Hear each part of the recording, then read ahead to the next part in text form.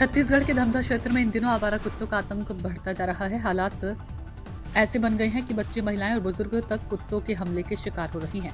सबसे बड़ी चिंता की बात तो यह है कि काटने के बाद जरूरी रेबीज वैक्सीन के लिए पीड़ित और उनके परिजनों को दर दर भटकना पड़ रहा है। जानकारी के अनुसार दुर्ग जिले के धमधा ब्लॉक में लगातार डॉग बाइट के मामले सामने आ रहे हैं, लेकिन क्षेत्र के सबसे बड़े सरकारी अस्पताल सामुदायिक स्वास्थ्य केंद्र धमधा में पिछले करीब 2 महीनों से रेबीज वैक्सीन उपलब्ध नहीं होने की शिकायत सामने आ रही है।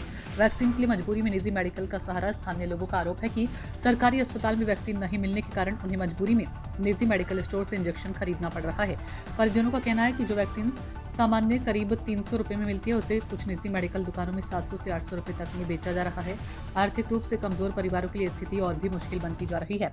लगातार बढ़ रहे डॉग बाइट के मामले। ग्रामीणों के अनुसार धमधा आसपास के गांवों में आवारा कुत्तों की संख्या तेजी से बढ़ रही है। कई मामलों में छोटे बच्चों को भी कुत्तों ने काटा। ऐसे में लोगों में डर और गुस्सा देखने को मिल रहा है। स्वास्थ्य विशेषज्ञों के अनुसार कुत्ते के काटने के बाद समय पर इलाज और वैक्सीन बहुत जरूरी होती है, क्योंकि रेबीज एक गंभीर बीमारी हो सकती है यदि समय पर इलाज न मिले। इंजेक्शन लगवाया वर्गा कुत्ता के कुत्ता काट दिए। पालतू कुत्ता है, 2 महीना के पाले हमें बोला तो काट दिए तो खून आ गया। हालांकि अब दो लगवाहू में है रेबीज के इंजेक्शन 3 महीने बाद। मोर खुद के कुत्ता है, वह 2 महीना के। आपको कहा हम आपका कि ये मोर लड़का ला कुत्ता चाप दे रही से तो इंजेक्शन देवाए बर यहाँ आए रहे। तो ये मन बोलिस कि गे हो सीधा तो इंजेक्शन नहीं है रेबीज वाला जो कुत्ता काट थे तेला तो पर्ची नहीं काटिस। मैं बोले बाहर से लेकर लाऊं तो लगाबे का ऐसे काट। तो अंदर में गए हो फिर पर्ची काटी से और तब फिर वहां से लाओ 390 रुपये में लेके फिर लगवा हूँ यहाँ। अभी क्या कोई इंजेक्शन लगी बता रहे? अभी तो 3 ठो अभी लिखे हैं और 1 ठो लगा ले। पूरा मार्केट से खरीदे पड़ा था। पूरा अभी तो नहीं है तो मार्केट से ही खरीद के लगवा हूँ। और पिछले वाला भी अगर नहीं रही तो मार्केट से ही 390 रुपये में ला। लगातार घटना 2 बार हो गया। हाँ, हमारे गांव में एक जन आई तो फिर भी वो बोलिस की नहीं है यहाँ तो ऐसे करके वो बेचारा मैं बोले हूँ फिर सर कर गए रहे हूँ तो किसी इंजेक्शन ही नहीं है इसे करके। क्या चाहते हैं? तो इतना बड़ा हॉस्पिटल है तो इंजेक्शन वगैरह लगना चाहिए। क्या नाम है आपका?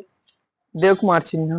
भीषण का समस्या लगातार आ रहा है और धमधा केंद्र में 30 से 35 पेशेंट डेली आ रहे हैं। कैसे देखते हैं, क्या बोलना चाहिए? देखिए, छत्तीसगढ़ में जब से विष्णुदेव की भाजपा की सरकार आई है, हर मामले में ये सरकार फेल है। विकास कार्य कहीं नहीं हो नहीं रहे हैं और जो सबसे बड़ी मूलभूत सुविधा है, शिक्षा, स्वास्थ्य, बिजली, इन तीनों मामले में बुरी तरह फेल है। पिछले बार हम लगातार देख रहे हैं कि स्कूलों में जो आत्मानंद स्कूल खुले हैं, वहाँ पर कोई सुविधा उपलब्ध नहीं कराई जा रही है। बच्चे स्वामी आत्मानंद अंग्रेजी माध्यम के जो गरीब बच्चे स्कूल छोड़ रहे हैं। और स्वास्थ्य का मामला तो पूरे छत्तीसगढ़ में बहुत बदतर स्थिति में आ चुकी है। रेबीज की जो बात चल रही है, आप किसी भी हॉस्पिटल में चल जाएं, रेबीज का इंजेक्शन आपको मिलेगा नहीं। रोज आवारा कुत्ते कई लोगों को काट रहे हैं। हर हॉस्पिटल में 25-30 केस आ रहे हैं, लेकिन हॉस्पिटल में रेबीज का इंजेक्शन नहीं है। जबकि रेबीज का इंजेक्शन 24 घंटे के अंदर लगाना जरूरी है और साथ में 5 इंजेक्शन 28 दिन तक लगाना है। जब मरीज जो हॉस्पिटल जाता है तो वहां पता चलता है कि रेबीज का इंजेक्शन है नहीं। जो रेबीज का इंजेक्शन 200-400 मिलना चाहिए, वो मार्केट में 800-900 रुपये मिल रहा है। कुल मिला के स्वास्थ्य मंत्री श्याम बिहारी जायसवाल जो है, वो पूरी तरह स्वास्थ्य विभाग को देखने में असफल साबित हो रहे हैं और ये सरकार पूरी तरह से फेल है।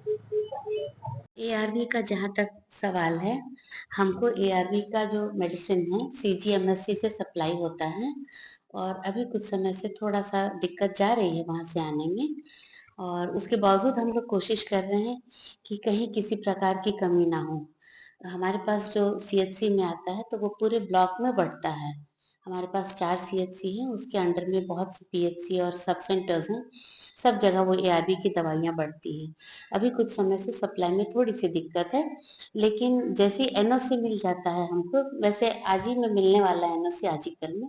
उसके बावजूद हम जीवनदीप से कोशिश कर रहे हैं कि जीवनदीप से अभी 50 इंजेक्शंस तो अभी के अभी आज ही में आ जाएंगे।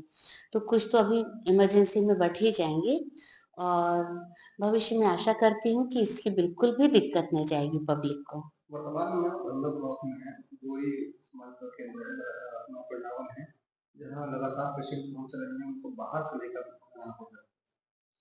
वो बड़ा दुर्भाग्य है कि कुछ गरीब मरीजों को बाहर से लेना पड़ रहा है। इसीलिए हम लोग अभी के आज की आज से हम मनोज दानी सर से, सीएमएचओ सर से हमारे अभी मुझे निर्देश प्राप्त हुए हैं कि आप जीवनदीप से खरीद लीजिए और सप्लाई करिए।